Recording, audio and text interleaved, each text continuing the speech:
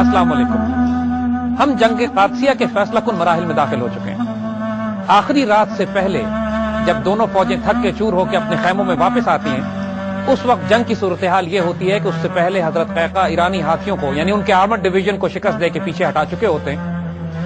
دشمن کی کیولری میدان جنگ میں موجود ہوتی ہے، اس کی انفینٹری انٹیکٹ ہوتی ہے، ان کے آرچرز اپنی جگہ پہ ہوتے ہیں، لیکن ان کی صفوں میں شدید دراریں پڑ چکی ہوتی ہیں. شدید ترین لڑائی کے بعد اب مسلمانوں کے حوصلے اتنے بڑھ چکے تھے کہ مسلمان یہ محسوس کر رہے تھے کہ اب چند دنوں کی بات ہے کہ انشاءاللہ اس جنگ پر مسلمان فتح حاصل کر سکتے ہیں. مگر آخری رات حضرت قیقاع چونکہ حضرت خالد بن ولید کی تربیت یافتہ تھے، پہلے بھی لڑ چکے تھے ایرانیوں کے خلاف اور روم کے محاذ اور روم کی سرحد سے محاذ سے واپس آئے تھے، ان کا جذبہ اور جوش غیر معمولی تھا. رات کے وقت جب دشمن آرام کر رہا تھا تو حضرت قیقاع کے دستوں نے ان پر حملہ کر دیا، اور اس بات کی اجازت حضرت سعد بن ابی وقاص نے ان کو نہیں دی تھی. اور جو ہی حضرت قیقاع کے دستوں نے ایرانی فوج پر حملے کیے تو باقی تمام مسلمان دستے بھی ہتھیار سونت کر دشمن پر ٹوٹ پڑے. یہ جنگ قادسیہ میں وہ موقع تھا کہ جب جنگ مسلمان کمانڈر ان چیف کے ہاتھ سے نکل چکی تھی. حضرت سعد بن ابی وقاص اپنے قلعے پر لیٹے ہوئے مسلمانوں کے لیے دعائیں خیر کر رہے تھے اور استغفار کر رہے تھے اور اللہ سے دعا کر رہے تھے کہ یا اللہ ان کی غلطی اور کوتاہی کو معاف فرما اور مسلمانوں کو فتح نصیب کر. ایرانی یہ توقع نہیں کر رہے تھے کہ مسلمان رات کو حملہ کریں گے. سو ایلیمنٹ آف سرپرائز مسلمانوں کے پاس آ گیا. یہ وہ رات تھی جس کو لیلۃ الحریر کہتے ہیں. شدید لڑائی ساری رات جاری رہی. صبح تک حال یہ تھا کہ ایرانیوں کی صفیں کمپریہنسولی مکمل طور پر توڑی جا چکی تھی اور ایک راؤٹ شروع ہو گیا تھا، ایک بے درے قتل عام شروع ہو چکا تھا. ایرانین انفینٹری ہر طرح سے کٹ کے پیچھے بھاگ چکی تھی. اس کنفیوژن میں ایرانی سپاہ سالار رستم بھی، اور یاد رکھیے گا یہ وہی رستم ہے جس کی داستانیں رستم اور سہراب کے حوالے سے ہماری دیومالا داستانوں میں سنائی جاتی ہیں. رستم اپنی فوج کی کمانڈ وہ بھی کھو بیٹھا اور اکیلا ہی دریا کی طرف دوڑا اپنی جان بچانے کے لیے. ایک عام مسلمان سپاہی نے اس کو دیکھ لیا. رستم دریا میں داخل ہو چکا تھا لیکن اس کو ٹانگوں سے گھسیٹ کر واپس نکالا گیا اور اس کا سر کاٹ لیا. اور سر کاٹ کے رستم کے تخت پر وہ مسلمان مجاہد کھڑا ہو گیا اور اس نے اعلان کر دیا کہ بادشاہ کا سر میں کاٹ چکا ہوں، جو نیزے پہ وہ بلند کر رہے تھے. جیسے ہی یہ منظر دیکھا گیا، ایرانین کیولری جو ابھی تک کسی حد تک انٹیکٹ تھی وہ وڈرا کر گئی، اور اس سے پہلے پیادہ فوج تو ویسے ہی بے ترتیب ہو کے پسپا ہو چکی تھی. یہ ایک مکمل اور فیصلہ کن شکست تھی پرشین امپائر اور پرشین آرمی کے لیے. قادسیہ کا میدان اب ان کی قتل گاہ بن چکا تھا. مسلمانوں نے ہر طرف سے ان پر حملے کرنا شروع کیے. حضرت قیقاع اور ان کے جانثار کیولری کے دستے چاروں طرف پھیل گئے اور ہر طرف سے جہاں جہاں پیادہ دوڑتے ہوئے جا رہے تھے کسی کو جائے پناہ نہ ملی. یہ ایک فیصلہ کن فتح تھی مسلمانوں کے لیے، جس طرح یرموک ایک فیصلہ کن فتح تھی سیرین کیمپین میں. مسلمانوں کی کیجولٹیز اس میں 6000 شہداء اور تقریباً 40,000 سے زائد ایرانی مارے گئے. ایرانیوں کا پرائیڈ آف دی امپائر، ان کا جھنڈا درفش کاویانی مسلمانوں کے ہاتھ آیا اور اس قدر مال غنیمت مسلمانوں کے ہاتھ لگا جو اس سے پہلے کسی اور جنگ میں مسلمانوں نے حاصل نہیں کیا تھا. حضرت عمر رضی اللہ تعالیٰ عنہ لمحے بلمحے کی خبر رکھے ہوئے تھے اس جنگ کی صورتحال سے جو قادسیہ میں لڑی جا رہی تھی، لیکن آخری رات اور اس کے ہونے والے واقعات سے اور اس کے نتیجے سے ان کو کوئی علم نہیں تھا، کیونکہ جنگ کی کنفیوژن اتنی تھی کہ مسلمان کوئی قاصد روانہ نہیں کر سکے مدینے کی طرف. اس جنگ کے خاتمے کے بعد جب مسلمانوں کو مکمل فتح نصیب ہوئی تو حضرت سعد بن ابی وقاص نے ایک خط لکھا اور ایک اونٹ سوار پر اس کو روانہ کیا مدینے کی طرف. حضرت عمر رضی اللہ تعالیٰ عنہ کی بے چینی یہ تھی کہ ہر روز صبح نکل کر ریگستان میں دور چلے جایا کرتے تھے اور قادسیہ سے آنے والے رستے سے کی طرف نگاہ رکھتے تھے اور ہر آنے جانے والے پر دیکھتے تھے کہ شاید کوئی خبر قادسیہ سے پہنچ جائے. اس دن جب دور سے اونٹ سوار کو آتے ہوئے دیکھا تو اس کے ساتھ ساتھ دوڑنے لگے اور قادسیہ کی خیر معلوم کی. اس سوار نے حضرت عمر کو پہچانا نہیں اور اونٹ پر بیٹھے بیٹھے جواب دیتا رہا کہ اللہ نے مسلمانوں کو فتح نصیب کی، مسلمانوں نے پوری طرح سے قادسیہ کی جنگ میں فتح حاصل ہوئی، رستم مارا گیا اور یہ مال غنیمت مسلمانوں کے ہاتھ لگی. حضرت عمر ساری بات سنتے رہے اور اللہ کا شکر ادا کرتے ہوئے اونٹ سوار کے ساتھ ساتھ دوڑتے رہے. اور دوڑتے دوڑتے جب وہ مدینے میں داخل ہوئے تب وہاں لوگوں نے جب امیر المومنین کو اس طرح اونٹ سوار کے ساتھ دوڑتے دیکھا تو حیران ہو کے پوچھا. تو اس وقت اونٹ سوار کو معلوم ہوا کہ وہ امیر المومنین اس کے ساتھ تھے جو دوڑ رہے تھے. اللہ کے فضل سے مدینے میں خوشیاں منائی گئیں اور مسلمانوں کو اب یقین ہو چلا تھا کہ الحمدللہ ان کا نیکسٹ ٹارگٹ अब उनका जो हदफ था, जिसके लिए पहले से ही तैयारी कर ली गई थी, वो मदाइन का शहर है। ईरान का बादशाह यज़दगर्द मदाइन के शहर में था। मुसलमानों ने जाके मदाइन के शहर का मुहासरा कर लिया और उस शहर का मुहासरा किया जो दजला के इस किनारे पे था जिस तरफ मुसलमानों की फौजें थी। मुहासरा तकरीबन 2 माह जारी रहा, लेकिन किसी सूरत में शहर को फतह करने की कोई सबील नजर नहीं आती थी। बादशाह भी मुतमईन था अपनी तमाम फौजों के साथ कि मुसलमान शहर में दाखिल नहीं हो सकेंगे, लेकिन मुहासरे के तूल पकड़ने से सामान रसद की कमी वाक़ई होना शुरू हो गई और अंदर लोग परेशान होने लगे। और उस शहर को बादशाह ने यह फैसला किया कि छोड़कर किश्तियों के जरिए दूसरे किनारे चला जाए जहां मदाइन का दूसरा शहर आबाद था। और एक रात खामोशी से तकरीबन 2-2.5 महीने के मुहासरे के बाद यज़दगर्द अपनी तमाम फौज, अपने तमाम लश्कर और तमाम अहले खाना के साथ जो कुछ वो किश्तियों पर लाद सके उसको लाद कर परली तरफ चले गए। बीच में एक तेज बहता हुआ दरिया था। तमाम किश्तियां भी वो अपने साथ ले गए और जब मुसलमान मदाइन के इस शहर में दाखिल हुए जो कि उनके किनारे पर था, तो शहर उनको वीरान और खाली मिला। लेकिन पूरा शहर अपनी तमाम तर जलवतों और तमाम तर शान और शौकत के साथ मुसलमानों के हाथ आ गया। इससे पहले इससे शानदार शहर मुसलमानों ने कभी फतह नहीं किया था। ईरानी सल्तनत के कई हजार साल के उरूज की निशानी मदाइन के शहर का वो हिस्सा जो दजला के इस किनारे पे था, मुसलमानों के हाथ आया और मुसलमानों ने अल्लाह का शुक्र अदा किया उस शान और शौकत को देखकर कि जो मुसलमानों ने उनको अता की थी।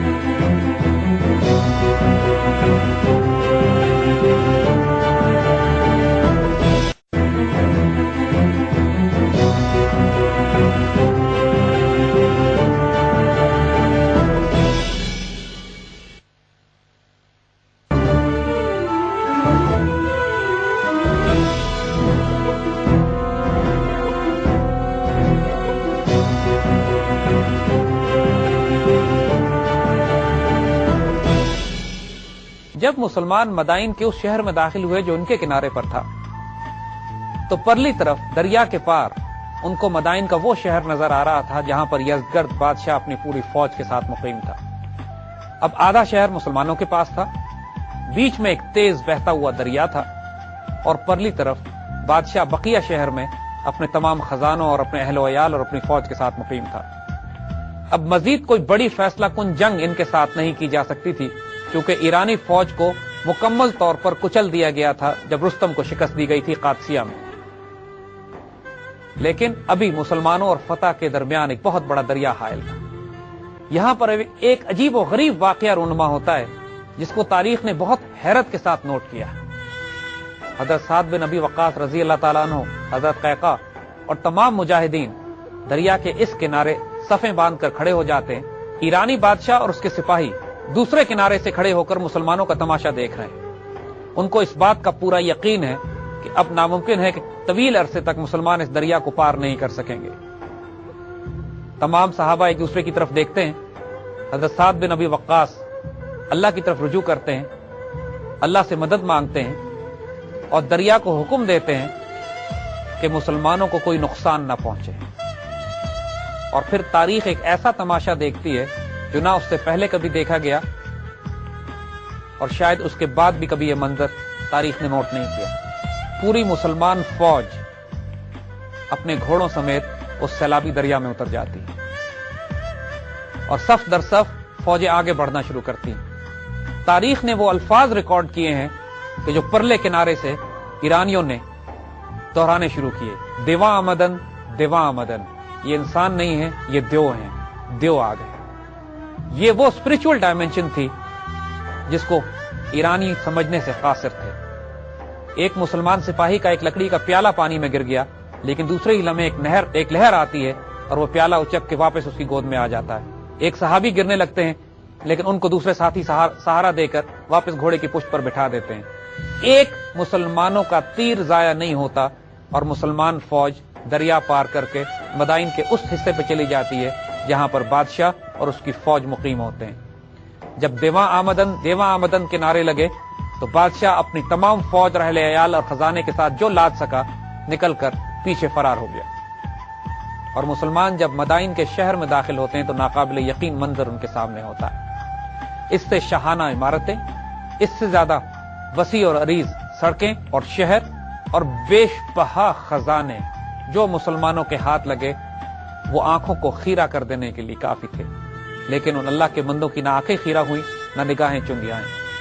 حضرت سعد بن ابی وقاص رضی اللہ تعالی عنہ نے بادشاہ کے محل کو اپنا کمانڈ ہیڈ کوارٹر بنایا اور اس کے صحن کو مسجد بنا لیا گیا، اور تمام خالی محلات مجاہدین اور سپاہ میں تقسیم کر دیے گئے اور غنیمت کو اکٹھا کیا جانے لگا۔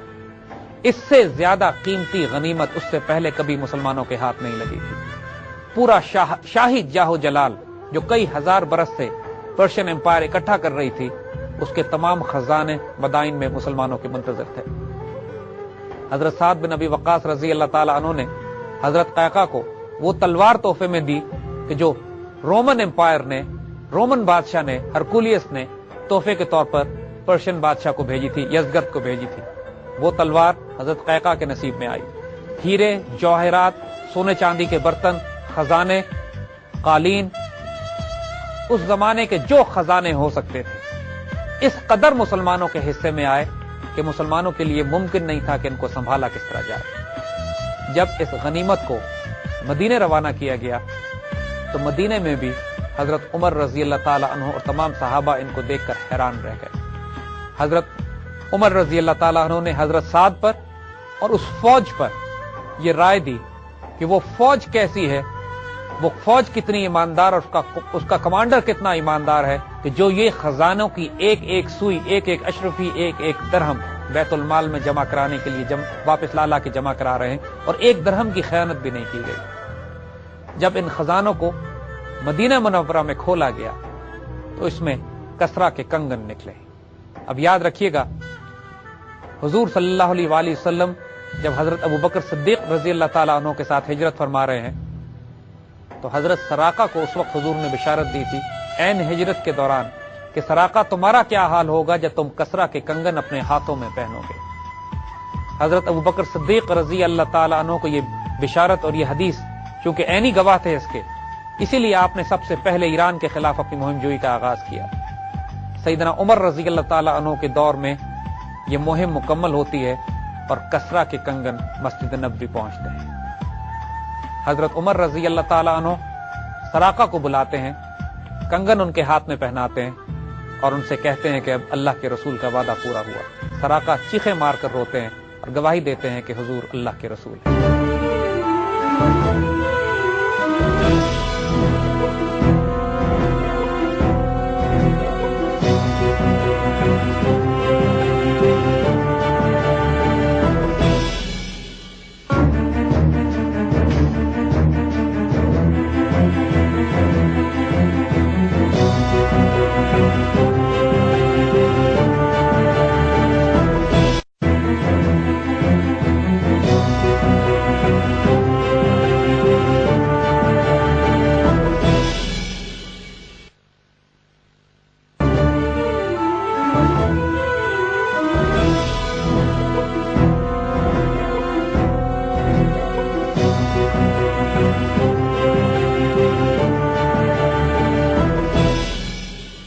سن 16 ہجری میں مسلمانوں نے پہلا جمعہ مدائن میں ادا کیا۔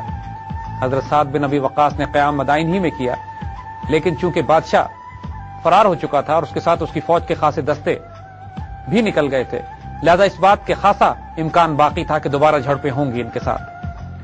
لہذا بادشاہ کی تلاش میں دستے آگے روانہ کیے گئے اور یہی ہوا کہ جلولہ کے مقام پر پہلی جھڑپ ایرانیوں کے ساتھ ہوئی، جس میں 15,000 کے قریب وہ پھر قتل کیے گئے، ان کی مزید کمر توڑ دی گئی۔ جلولہ کی شکست کے بعد یزدگرد اپنی فوج کے ساتھ حلوان کی طرف نکل گیا۔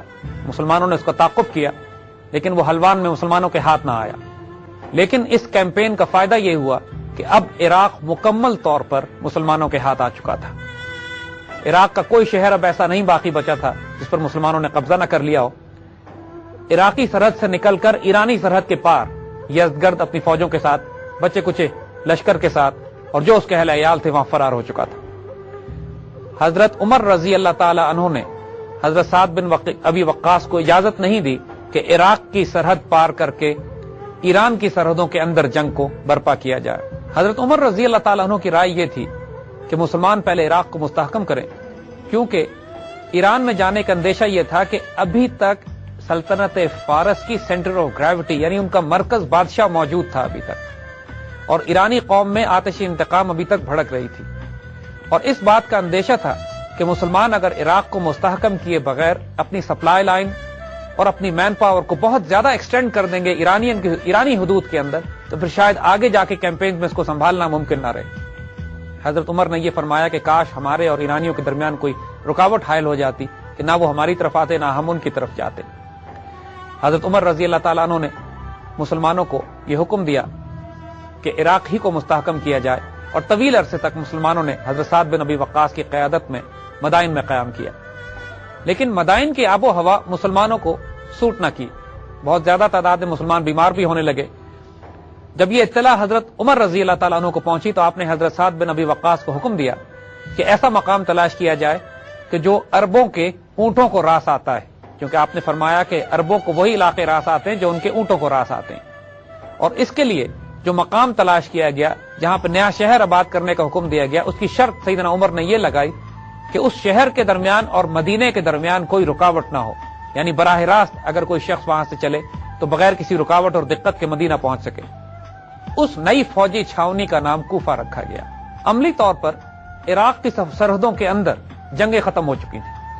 یہ وہ وقت تھا کہ جب عراق کو نئے انتظام سازی کی جا رہی تھی، دین کو پھیلایا جا رہا تھا، عراق میں تمام جتنی زمینیں تھیں ان کو ناپا اور تولا جا رہا تھا، خراج اور مالیے کا حساب کیا جا رہا تھا، ایگریکلچر لینڈ تقسیم کی جا رہی تھی، اور وہ تمام معاملات جو حکومت سازی اور انتظام سازی کے ضروری ہوتے ہیں ان کو بڑی تیزی کے ساتھ تکمیل پہنچایا جا رہا تھا۔ عراق کی آبادی اتنا تیزی سے مسلمان ہونا شروع ہوئی اور اختیاری طور پر اس نئے دین کو تسلیم کر لیا جس نے ان پر غلبہ پایا تھا۔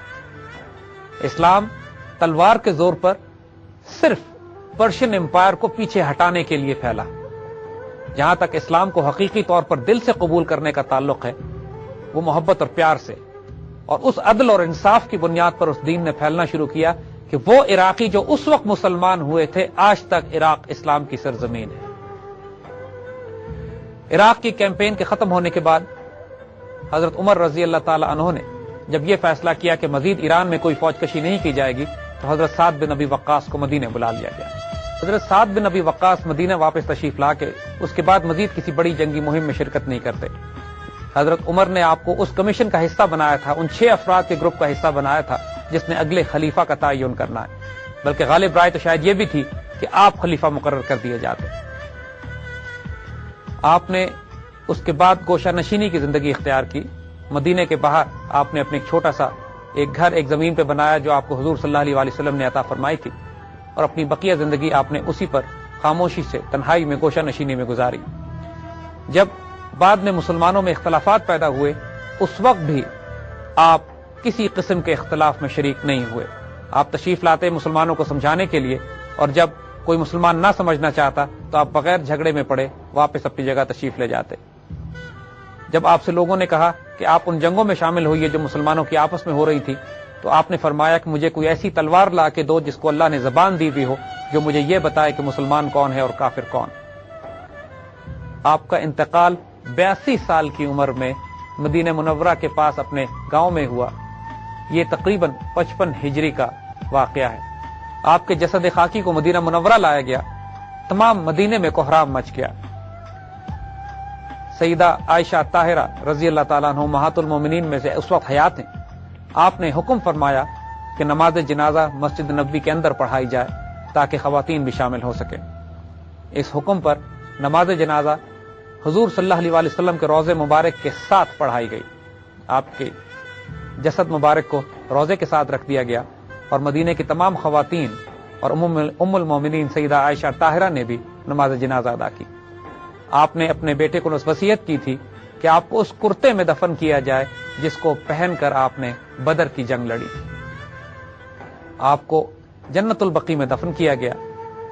حضرت سعد بن ابی وقاص رضی اللہ تعالیٰ عنہ ایک درویش صفت صحابی، دنیا سے قطعاً تعلق نہ رکھا، اور اپنے آپ کو مدینے کے باہر جس بستی میں آباد کر لیا، ساری عمر پھر وہیں گزار لی۔ آپ کے بیٹے ایک مرتبہ آپ کے پاس آ کے کہتے ہیں کہ پوری دنیا بادشاہتیں اور حکمرانیاں آپس میں بانٹ رہی ہے، آپ کیوں نہیں حصہ لیتے؟ آپ نے فرمایا کہ میرے بیٹے، میں نے رسول اللہ صلی اللہ علیہ وسلم سے سنا ہے کہ اللہ اس شخص سے محبت کرتا ہے جو تنہائی اور گوشہ نشینی اختیار کرتا ہے۔ حضرت سعد رضی اللہ تعالیٰ عنہ کی دعا لوگ طلب کرتے تھے، آپ کی بد دعا سے خوف کھاتے تھے۔ آپ کو حضور صلی اللہ علیہ وسلم کی طرف سے وہ بشارتیں عطا ہوئی تھیں جن پر بجا طور پر رشک کیا جا سکتا ہے۔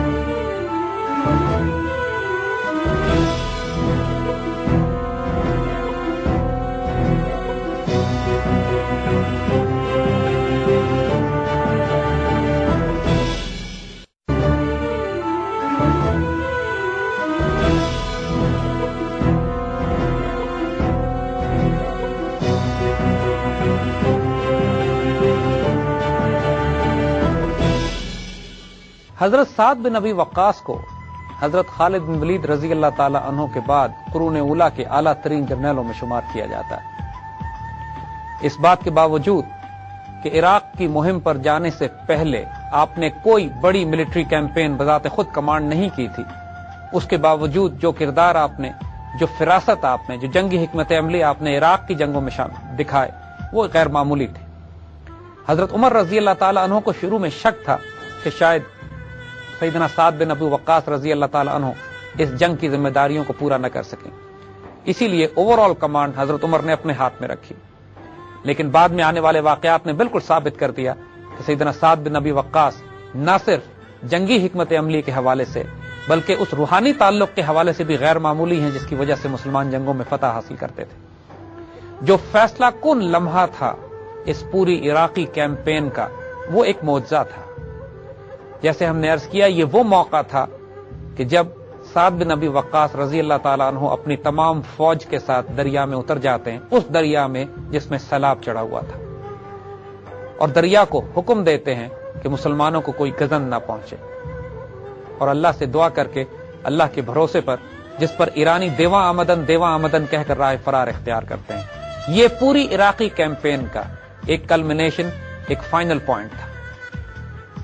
قادسیہ کی جنگ میں اس سے پہلے اپنے سے کئی گنا زیادہ بڑے دشمن کو حربی حکمت عملی پہ بھی شکست دی جا چکی تھی۔ یہ شکست جو مدائن پہ دی گئی، یہ روحانی قوتوں سے دی گئی، جنگ کی ہی نہیں گئی۔ یہاں پر دشمن نے راہ فرار اختیار کی اس ایسے معجزے کو دیکھ کر جو ان کی عقلیں ماننے کو تیار نہیں تھی، لیکن آنکھیں ہوتا ہوا دیکھ رہی تھیں۔ یہ وہ ڈائمنشن ہے جس کا ہم بار بار ذکر کرتے ہیں، اس لیے کہ اگر اس ڈائمنشن کو نکال دیا جائے، اس روحانی پہلو کو نکال دیا جائے، پھر قرون اولیٰ کی کوئی جنگ نہ سمجھی جا سکتی ہے، نہ اس کے تاثیر کو دیکھا جا سکتا ہے، نہ آنے والے واقعات میں ان کی جھلک دیکھی جا سکتی ہے۔ یہ عقلی بنیادوں پہ نہ طے ہونے والے واقعات ہیں، نہ عقلی بنیادوں پر یہ مار کے لڑے گئے۔ جو لڑ رہے تھے وہ بھی جانتے تھے کہ اس کے اندر جو روحانی ڈائمنشن شامل ہے، جو روحانی پس منظر ہے، وہ اتنا غیر معمولی ہے کہ ان کو فتح کی بشارت جنگ سے پہلے دے دی جاتی تھی، اور جب جنگ سے پہلے ہی فتح کی بشارت دے دی جائے تو اس کے بعد جو حوصلہ، جو جذبہ اور جو سائیکولوجیکل سپیریورٹی فوجوں کو نصیب ہوتی ہے، وہ ہر طرح سے اس کمی کو پورا کر دیتی ہے جو فوجی اور عسکری اعتبار سے مسلمانوں کو نصیب تھی۔ حضور صلی اللہ علیہ وآلہ وسلم نے کسرا کے لشکروں کی، اس کی سلطنت کی تباہی کی بشارت حضرت سراقہ کے وقت میں ہی دے دی، ہجرت فرماتے ہوئے۔ اس کے بعد حضرت سعد بن ابی وقاص رضی اللہ تعالیٰ عنہ کو آپ نے رجل صالح کی بشارت بھی دی، یہ بھی بشارت دی کہ ان کے ہاتھوں اللہ تعالیٰ مسلمانوں کو فتح نصیب کرائے گا، اور ان کو مستجیب الدعوات بھی قرار دیا۔ حضرت سعد کی دعا بھی قبول ہوتی تھی، اور یہ سارے وہ روحانی ہتھیار تھے کہ جو منجنیقوں، تیروں، تلواروں، نیزوں اور ترکشوں کے ساتھ مسلمان فوج استعمال کرتی ہوئی آگے بڑھ رہی تھی اپنی عراقی کیمپین میں۔ اس کے بعد جو واقعات ہوتے ہیں، مسلمان ایک طرف ایران پراپر میں بھی داخل ہوتے ہیں آنے والے وقتوں میں، ایران پراپر میں داخل ہونے کے بعد افغانستان، ایشیا وسطی اور ہند کی طرف مسلمانوں کا لشکر روانہ ہوتا ہے۔ دوسری طرف مصر میں مسلمان فوجیں داخل ہوتی ہیں، اور مصر کو فتح کرتے ہوئے، جو کہ افریقہ کے لیے ان کا دروازہ تھا، پورے شمالی افریقہ سے ہوتی بھی مسلمان فوجیں اس مقام پر پہنچ جاتی ہیں کہ جہاں پر پیسیفک اوشن یا بحر ظلمات مسلمانوں کا راستہ روکتا ہے۔ علامہ اقبال نے اپنا خوبصورت شعر کہ دشت تو دشت دریا بھی نہ چھوڑے ہم نے، بحر ظلمات میں دوڑا دیے گھوڑے ہم نے، 3 بڑی بڑی ملٹری کیمپینز کی طرف اشارہ کرتا ہے۔ دشت سے مراد وہ ڈیزرٹ کیمپینز ہیں جو مسلمانوں نے جزیرہ نما عربیہ سے نکل کر عراق میں اور شام کی طرف کی۔ دریا بھی نہ چھوڑے ہم نے، یہاں سے دریا سے مراد یہی مدائن کا واقعہ ہے کہ جہاں پہ سعد بن ابی وقاص رضی اللہ تعالیٰ عنہ نے اپنی فوجیں مدائن میں داخل کر دی تھی۔ اور جب مسلمان مغربی افریقہ تک پہنچتے ہیں اور مسلمان سپاہ سالار سمندر میں اپنا گھوڑا ڈال دیتا ہے اور یہاں پر وہ اللہ سے کہتا ہے کہ یا اللہ اگر یہ سمندر میری راہ میں حائل نہ ہوتا تو میں اس سے بھی آگے جا کے جہاد کرتا، اس پیسیفک اوشن کو، اس واقعے کو علامہ اقبال دشت تو دشت دریا بھی نہ چھوڑے ہم نے، بحر ظلمات میں دوڑا دیے گھوڑے ہم نے سے تشبیہ دیتے ہیں۔ یہ اتنی غیر معمولی کیمپینز ہیں اور اتنے مختصر ترین عرصے میں یہ کیمپینز کی گئیں کہ تقریباً حضرت ابو بکر صدیق رضی اللہ تعالیٰ عنہ کے پہلے لشکر کو جو عراق اور سیریا میں شام میں روانہ کیا گیا، اس کے 70 سال کے عرصے میں مسلمان ایک طرف پرشین اور رومن امپائرز کو شکست دے کر ایشیا وسطی ماوراء النہر کے علاقے فتح کر چکے تھے اور ماسکو کی ریاست کے قریب پہنچ چکے تھے۔ ایک طرف ایسٹرن ترکستان اور چین کی سرحدوں سے ٹکرائے اور ایک طرف ماسکو کے دروازے پہ دستک دی۔ ایک طرف بائزنٹائن امپائر پورے مشرقی وسطی سے نکال باہر کی اور تمام وہ علاقے جو پرشین امپائر کے تھے وہ مسلمانوں کے قبضے میں آئے۔ افریقہ میں داخل ہوئے تو مغربی افریقہ سے ہوتے ہوئے یورپ اور اسپین میں داخل ہو گئے اور فرانس کے دروازے کھٹکھٹانا شروع کیے۔ یہ اتنی غیر معمولی کیمپین تھی جو صرف تیروں، تلواروں اور نیزوں اور ہتھیاروں سے نہیں لڑی گئی۔ اس کا جو روحانی ڈائمنشن تھا وہ اس کی عسکری، اس کی فوجی اور اس کی حربی ڈائمنشن کے ساتھ لازم و ملزوم تھا۔ انشاءاللہ ان تمام ڈائمنشنز پہ اگلے پروگراموں میں بات کرتے جائیں گے۔